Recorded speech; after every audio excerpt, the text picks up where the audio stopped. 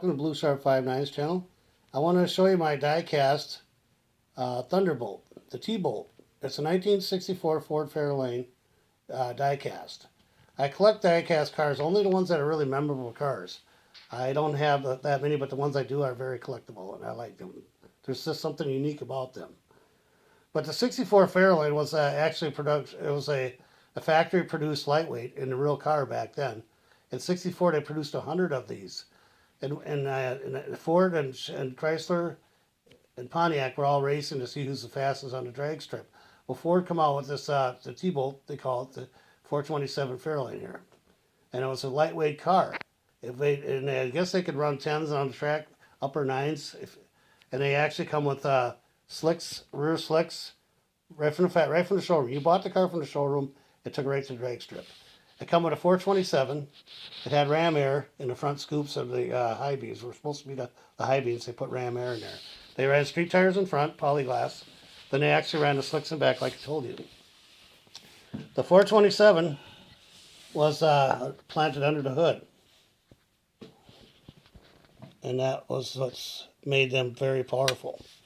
Also, from the showroom back then, when you bought the real car, it came with a I believe it was a fiberglass hood, trunk, doors, and fenders, and plexiglass windows on the side of the car.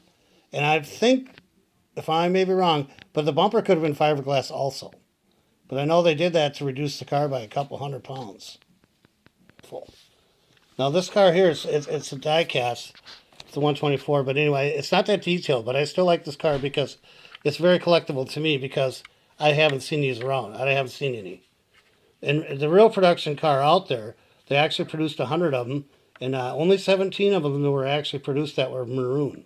The remaining 100 of them were, or the remaining 87 of them, or 83 of them were white. But they did make a maroon one. So if you got a maroon real one, you're talking way over $100,000 today, possibly more than that. So there's the back, and it says Hot 427 on the back, got a California plate.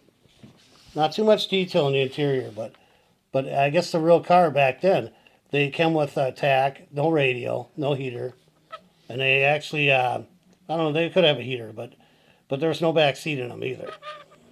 These cars were produced to go fast from the showroom to the strip, so there you go, guys.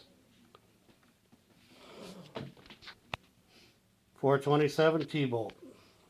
Peace, like and share.